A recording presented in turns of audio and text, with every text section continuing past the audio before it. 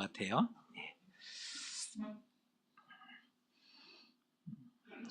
우리가 21세기를 살아가고 있지만 여전히 세상은 어지럽고 전쟁과 혼란이 계속되고 있습니다.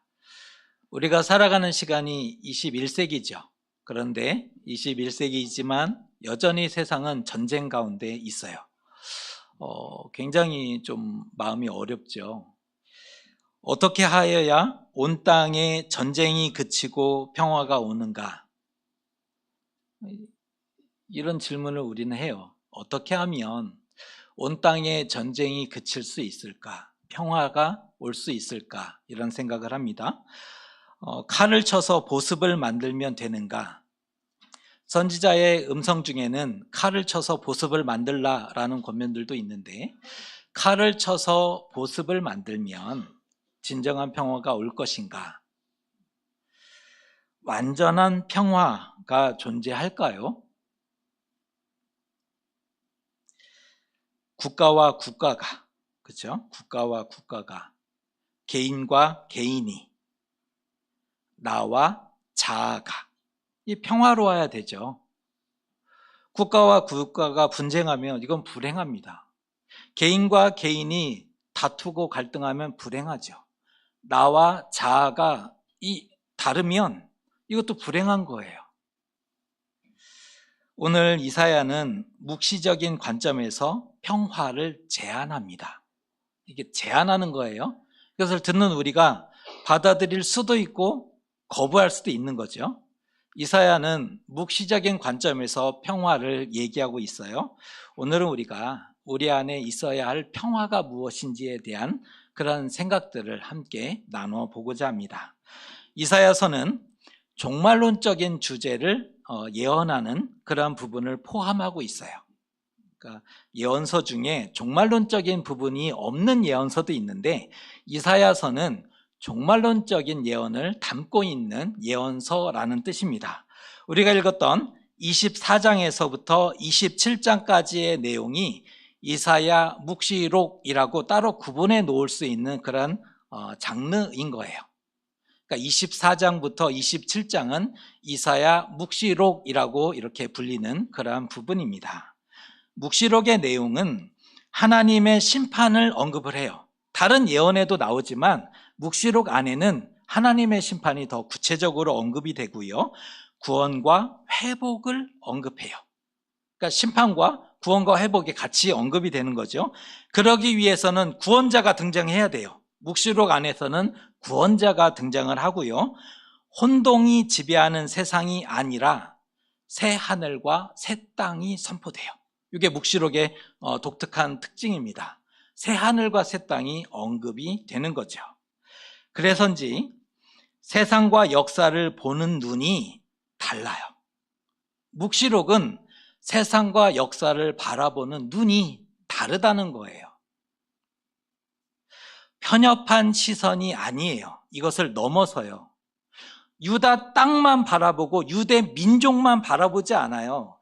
지금까지는 유다 땅이 중요했어요. 하나님의 선택하신 땅, 하나님이 선택하신 민족, 그렇게 편협하게 바라봤어요. 어떤 의미에서는 민족주의적인 색깔이 있단 말이에요. 그런데 묵시록에서는 편협한 시선이 아니라 거시적으로 이 시선을 확대돼요. 이게 말씀이 다른 거예요. 묵시록에서는 거시적으로 이 시선이 확대가 돼서 세상과 역사를 내려보죠. 크게 보면 달리 보여요. 그 안에 있으면 안 보여요. 그 안에 있으면 유대 땅만 보여요. 그 안에 있으면 이스라엘만 보여요. 그러나 크게 확대해서 보면 세계 역사와 또 세상이 다르게 보인다는 거죠. 오늘 말씀은 종말에서 중요한 주제인 그날이 등장합니다. 그날. 이것은 종말론적으로 얘기할 때 굉장히 중요한 그런 주제를 가지고 있는데, 그날이 등장하게 된다는 거예요. 그날이 옵니다. 그날이 옵니다. 그날이 온다를 선포하고 있습니다. 말씀하신 대로 여호와가 간섭하시는 날, 그날의 정입니다. 그 날은 약속하신 대로 여호와가 간섭하시는 날, 세상 역사에 간섭하시는 날, 세상 역사에 계시하시는 날로서의 그날이 온다는 거예요. 자기 백성을 구원하시는 날이다. 세상 역사에 간섭하시고 자기 백성을 구원하시는 그날을 얘기하고 있는 거죠. 여호와의 오심이 여러분은 기쁘십니까? 어떠실까요? 여호와의 오심이 기쁘세요? 빨리 오셨으면 좋겠다. 기다려지십니까? 요즘은 이러고 잘 물어야 돼요. 지혜롭게. 여호와의 오심이 기쁜가? 빨리 오셨으면 좋겠다라는 마음이 있는가? 쉽지 않죠? 하지만 그날은 누군가에게는 심판의 날이 될 것이며 누군가에게는 구원의 날이 될 거예요. 그날을 기대할 수도 있고 안 할 수도 있는데, 그날을 기대한다면 누군가에게는 그 날이 심판의 날로 받아들이게 될 것이고 누군가에게는 구원의 날로 다가오게 될 거라는 겁니다. 악인과 의인의 운명이 완벽하게 갈려져요. 악인과 의인의 운명이 완벽하게 갈려지게 될 거예요. 진짜 우리는 어떤 날로 그날을 맞게 될까? 우리가 그날을 맞이한다면 우리는 어떤 날로 맞이하게 될까? 과연 우리의 기대에 부합할까? 우리는 구원의 날을 기대했는데, 그래서 믿어왔잖아요. 섬겨왔잖아요. 근데 우리는 이 하나님의 빛을 기대했고 구원을 기대했는데 그날이 만일 그렇지 않았다면 이거는 굉장히 당황스럽지 않겠습니까? 과연 우리의 기대에 부합하게 될까, 그날? 오늘 이사야 26장 1절은 이렇게 우리에게 위로를 전해주고 있습니다. 1절을 읽어드립니다. 그날에 유다 땅에서 이 노래를 부르리라. 우리에게 견고한 성읍이 있음이요 여호와께서 구원을 성벽과 외벽으로 삼으시리로다. 아멘. 이 노래가 그날에 유다 땅에서 불려지고 울려지게 될 거라는 예언입니다. 여호와가 오시는 날, 여호와가 오시는 그날에는 이 노래가 온 땅에 불려지게 된다는 뜻이죠. 우리에게 견고한 성읍이 있다. 우리에게 견고한 성읍이 있대요. 하지만 크고 강한 성읍이라서 견고하다라고 말한 게 아니죠. 단순히 컸기 때문에, 단순히 높기 때문에 견고하다라고 얘기한 게 아니에요. 여호와께서 구원을 성벽과 외벽으로 삼아주시니 그래서 견고하고 안전하다라고 말하고 있는 거예요. 구원으로 이중 성벽을 쳐주시니, 보호해 주시니 그래서 안전합니다. 그래서 평화롭습니다를 말해주고 있는 부분이라는 거예요. 여러분, 구원으로 우리를 감싸주신다면 든든하지 않습니까? 물론 성이 크고 높고 벽이 두터우면 견고하다라고 말할 수 있어요. 성이 커요. 아, 견고하구나 라고 말할 수 있어요. 실제로 바벨론 성에 대해서 학자들이 연구를 했잖아요. 바벨론 성이 얼마나 컸을까를 추정을 해봤는데 성벽의 높이가 30m 정도로 추정을 해요. 아파트 11층 정도의 높이가 되는 거예요. 근데 바벨론 성은 그 성의 구조가 이중 성벽으로 되어 있대요. 이중이라는 거예요. 이중 성벽으로 되어 있는데 그 성 위에 마차가 달릴 수 있는 그런 상황이었는데 8차선 도로, 그러니까 20m 정도의 이 두께를 가지고 있다는 거예요. 어마어마한 거죠. 벽 두께가 20m인 거예요. 그리고 바벨론 성의 둘레는 80km다. 성 둘레가 80km예요. 여러분, 미안하지만 예루살렘 성의 10배 수준입니다. 큰 성이라고 우리가 성경을 읽었는데 예루살렘의 10배예요. 그래서 유다 포로들이 바벨론에 갔을 때 그들은 마음이 무너졌어요. 왜요? 바벨론 성에 왔는데 이것은 사람이 세울 수 있는 수준이 아니에요.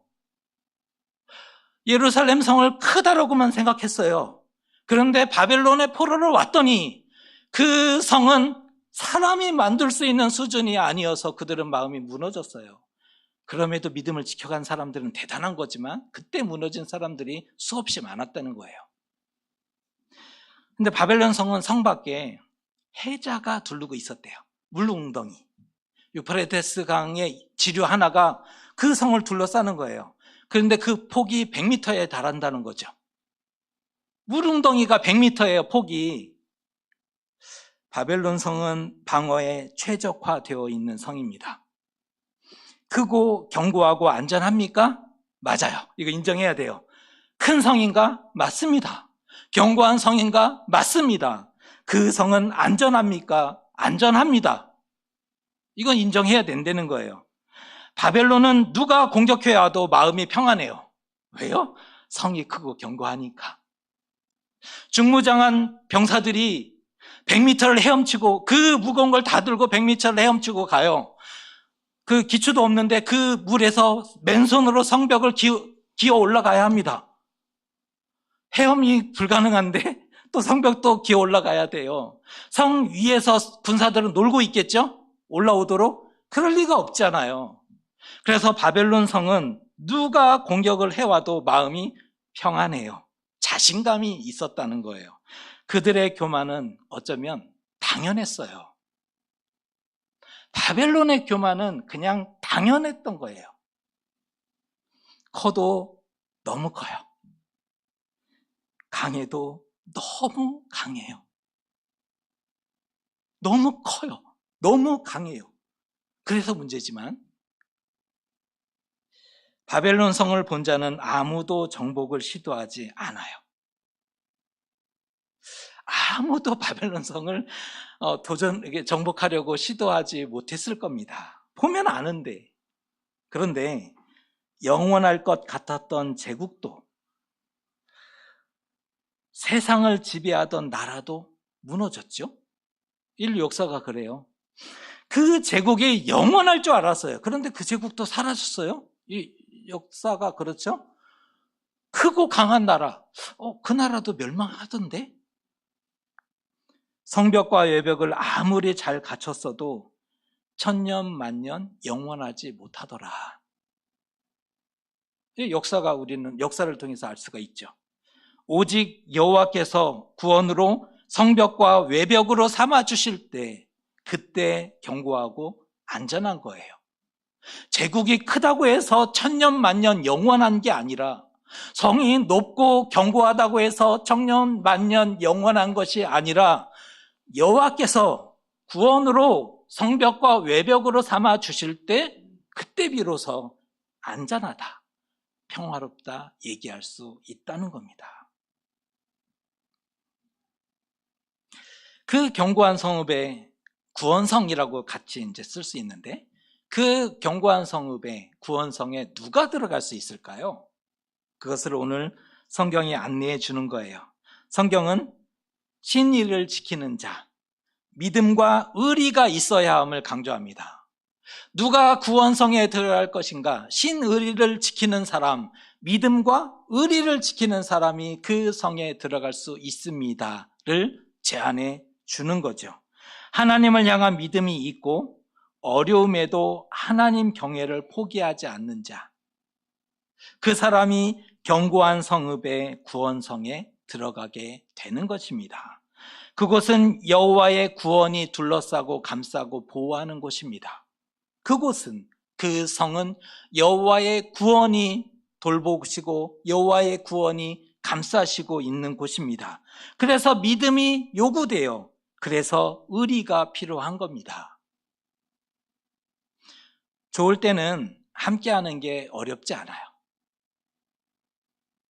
좋을 때는 하나님 막 살아계셔요. 좋아요. 많은 이들이 곧잘 맡기고 의지해요. 왜요? 하나님 살아계시니까. 이게 행복하잖아요. 좋아요.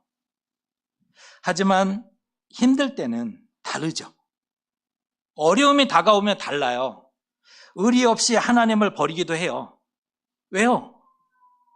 그런 신은 필요 없는 마음이 우리에게 있기 때문이죠. 하나님을 의리 없이 버리기도 하고 모른 채 외면해요. 그런데 그리할 때는 하나님도 모른 채 외면할 수 있다는 거예요. 만일 사람이 어려운 일을 하나님께 맡기고 여전히 의지한다면 하나님도 의리를 지켜요. 이건 분명하죠. 하나님도 의리를 지켜요. 어려울 때 기도하고 어려울 때 인내하고 여전히 하나님의 구원을 기다린다면 하나님이 의리를 지켜주세요. 그런데 하나님이 구원을 성벽과 외벽으로 삼으시면 어떠한 일이 벌어지는지 아세요? 하나님의 구원으로 성벽과 외벽으로 이중성으로 그 거대한 성으로 보호해 주신다면 어떠한 일이 벌어지는지 여러분 생각해 보신 적 있으세요? 사람의 힘으로는 들어갈 수도 없고 뚫을 수도 없다. 이 결과가 나와요. 사람의 힘으로는 들어갈 수 없다. 사람의 힘으로는 뚫어낼 수가 없다. 그럼 어떻게 해야 돼요? 열려 있을 때 들어가야죠. 성문이 열려 있을 때 들어가야죠. 기회가 있을 때 들어가 있어야 된다는 거예요.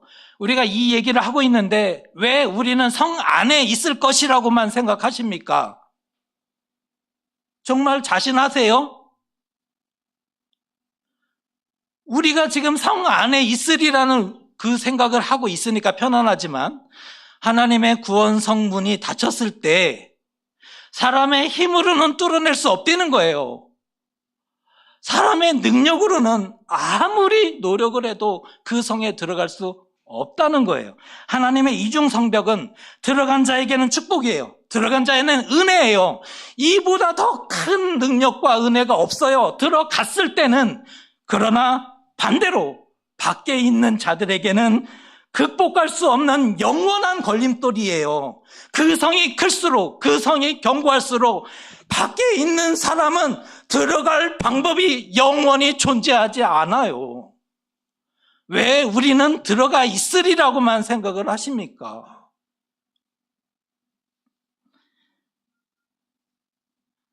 또 하나, 견고한 성읍에 들어가는 그런 들어갈 수 있는지를 성경은 오늘 안내해 줍니다. 3절의 말씀인데 3절의 말씀은 재밌는 표현이 나와서 우리 같이 한번 읽어보겠습니다. 주께서 심지가 견고한 자를 평강하고 평강하도록 지키시리니 이는 그가 주를 신뢰함이니이다. 여기서 나오는 평강하고 평강하도록 되어진 표현을 어떤 다른 성경은 번역하기를 완전한 평화를 이라고 번역을 해요. 그러니까 평강하고 평강한 상태를 완전한 평화라고 이렇게 번역한 성경도 있다는 거예요. 심지가 견고한 자가 견고한 성읍에 들어간대요. 심지가 견고해야 그 성에 들어간다는 거예요. 그리고 마침내 완전한 평화를 얻게 된다는 거죠. 심지가 견고한 것은 좋은 것일까요? 나쁜 것일까요? 대답을 안 하죠. 심지가 견고한 것은 기본적으로 좋은 의미일까요? 나쁜 것일까요? 좋은 의미죠. 왜요? 심지가 견고한 것은 이렇게 오늘은 이랬다가 내일은 저랬다가 이게 바람이 좀 불면 포기해버리고 이게 아닌가 봐 다른 거 해보고 이게 아니고 심지가 견고하다는 것은 자기 신념과 의지가 어느 정도는 좀 강하다는 그런 뜻이겠죠. 그리고 흔들림이 없을 때 견고하다라고 그렇게 설명을 하죠. 앞에 놓인 위기를 극복해요. 심지가 견고한 사람은 어려움을 극복해내요. 그리고 삶을 계속 걸어가죠. 그래서 심지가 견고하다고 할 때는 긍정의 의미예요. 좋은 의미라는 거죠. 악의 습격이 있을지라도 우리는 당황스러운 일을 만나면 굉장히 놀래요. 그리고 평소답지 않은 행동도 하기도 하죠. 왜요? 그게 굉장히 크고 충격이 크기 때문에 그러죠. 악의 습격이 있을지라도 폭풍이 몰아치고 폭양이 덮을지라도 무너지지 않아요. 심지가 견고하면. 갑자기 당황스러운 일을 만날지라도 또 폭풍이 몰아친다고 해서 포기하지 않아요. 삶을 걸어가죠. 하나님의 살아계심과 구원을 신뢰하는 자가 심지가 견고하게 되고 끝까지 이길 수 있지 않습니까? 하나님의 살아계심을 경험하고 고백하는 사람이 앞에 어려움이 있을 때 바람이 불어온다고 하더라도 그 삶을 계속 가는 거죠. 기도하며 하나님 도와주십시오. 함께해 주십시오. 그러면서 그 삶을 포기하지 않고 걸어가게 되는 거죠. 그럴 때 심지가 견고하다라고 우리는 표현하게 되고요. 사람이 하나님을 신뢰하는 것은 그 자체가 능력입니다. 하나님을 신뢰하는 것은 능력이에요. 하나님을 신뢰할수록 능력 있는 사람이 되는 거예요. 능력이 어디서 나온다고요? 하나님을 신뢰하는 데서부터.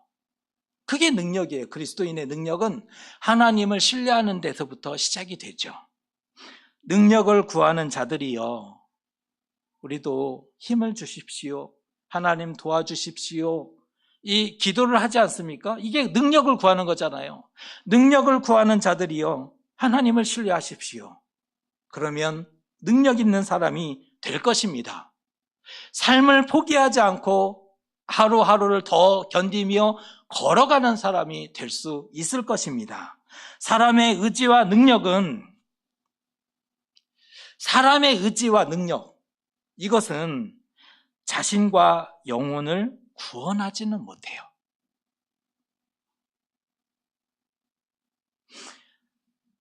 사람의 의지와 사람의 능력은 자신과 영혼을 구원해내지는 못해요. 자신의 의지와 능력으로 견고한 사람이 있어요. 야, 저분은 참 소신이 있다, 혹은 그렇게 표현하는 사람들이 있죠.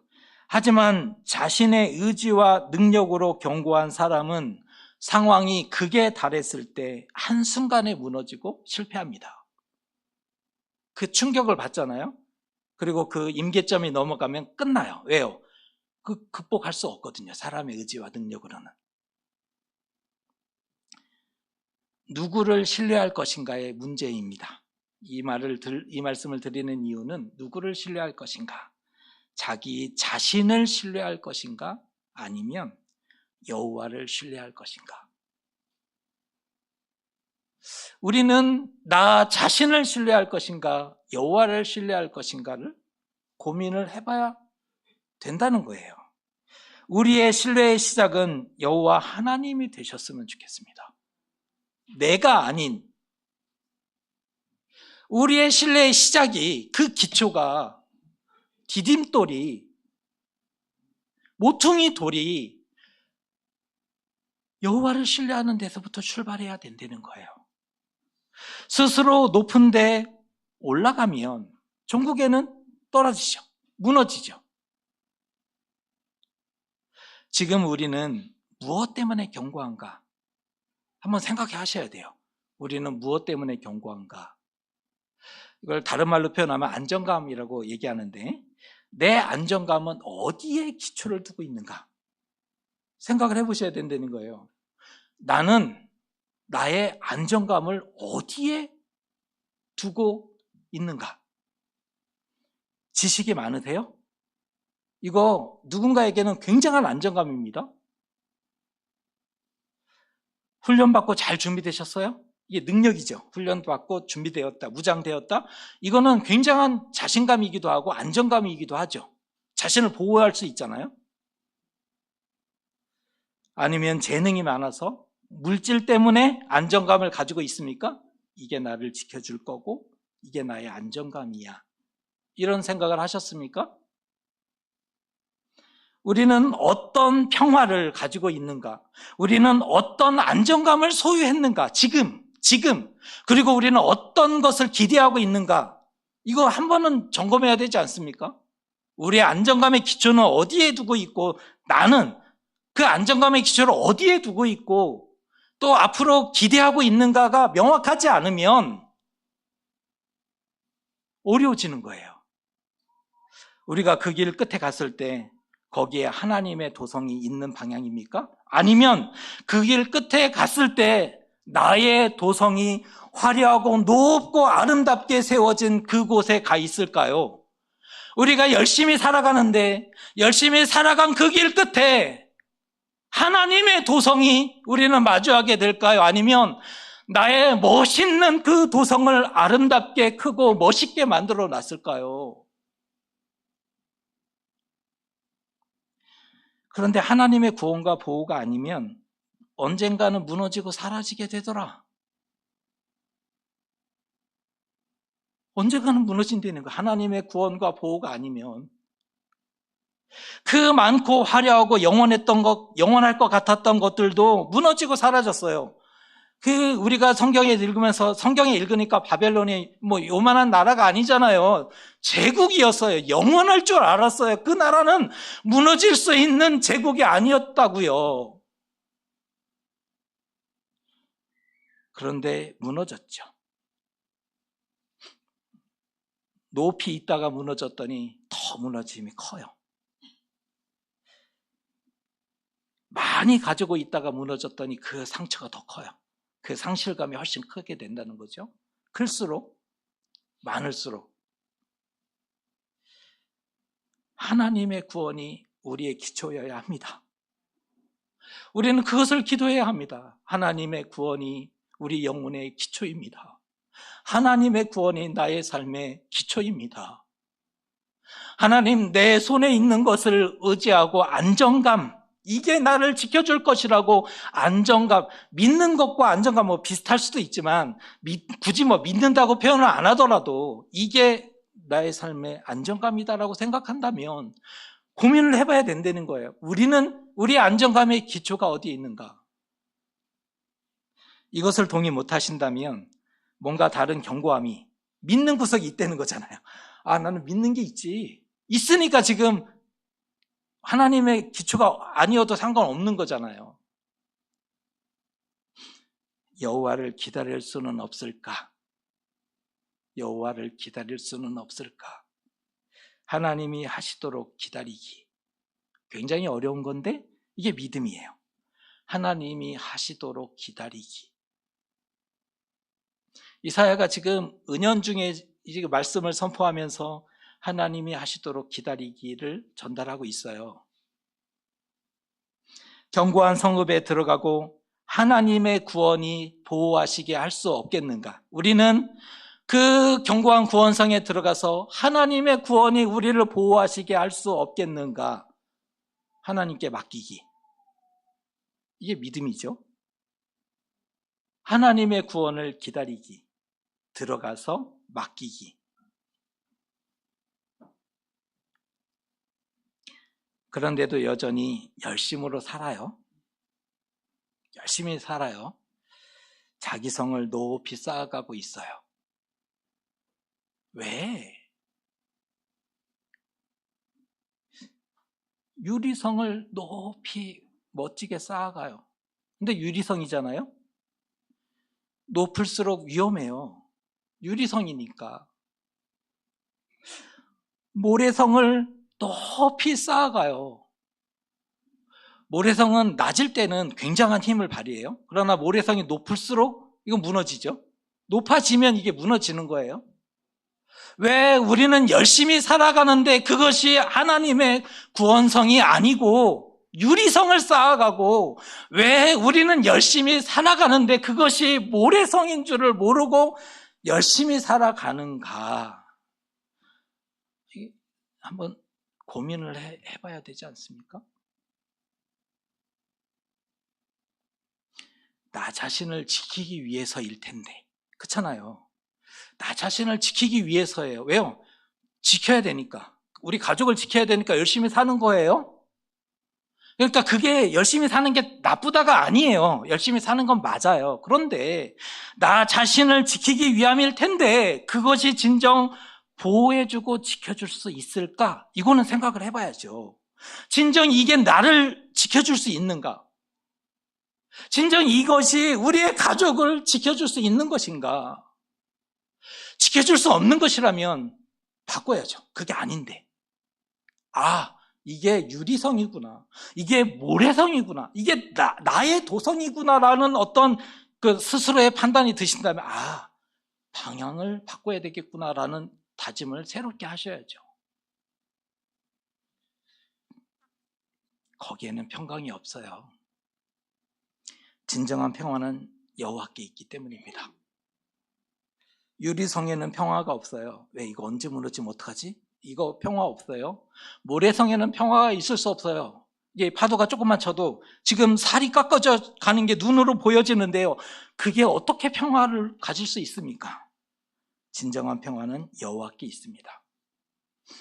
하나님 없는 파라다이스는 폭력입니다. 잘 생각해 보세요. 하나님 없는 파라다이스는 폭력이에요. 많은 나라들이, 힘 있는 나라들이 파라다이스를 완성해 내려고 했어요. 그런데 무엇을 통해서 파라다이스를 완성했습니까? 노예를 잡아다가 파라다이스를 완성하려고 했어요. 폭력이죠. 누군가의 피를 토대로 해서 올려진 그 나라가 파라다이스가 될 수가 없는 거죠. 하나님이 없는 파라다이스는 폭력이에요. 옳지 않아요. 나쁜 거예요. 오늘 이사야는 이렇게 우리에게 초대합니다. 우리에게 준비된 견고한 성읍이 있습니다. 이사야가 우리에게 초대하는 거예요. 우리에게 준비된 견고한 성읍이 있습니다. 그 성에 들어가는데 신의를 지키고 심지가 견고한 사람이 되어야 합니다. 둘 다 지금 믿음을 얘기하는 거예요. 믿음이 필요합니다. 축복하기는 우리의 삶과 걸음을 여호와께서 구원을 성벽과 외벽으로 삼아 주셨으면 좋겠어요. 다른 안정감 말고, 그러니까 그게 없어야 된다가 아니라 그 안정감도 있어야 되죠. 지금 1순위 얘기를 하는 거잖아요. 우리의 삶의 제1의 안정감은 여호와께서 구원으로 성벽과 외벽으로 삼아 주실 때 안정감이, 약속하고 예언하신 대로 평강하고 평강하도록 지켜주실 겁니다. 완전한 평화가 이때 허락이 되는 거예요. 선물로 주어집니다. 여호와의 구원으로 마음이 평화롭기를, 여호와의 구원으로 우리 영혼이 평화롭기를 주님의 이름으로 축복합니다. 기도하겠습니다. 이사야는 묵시적인 환상으로 여호와께서 구원으로 성벽과 외벽을 삼아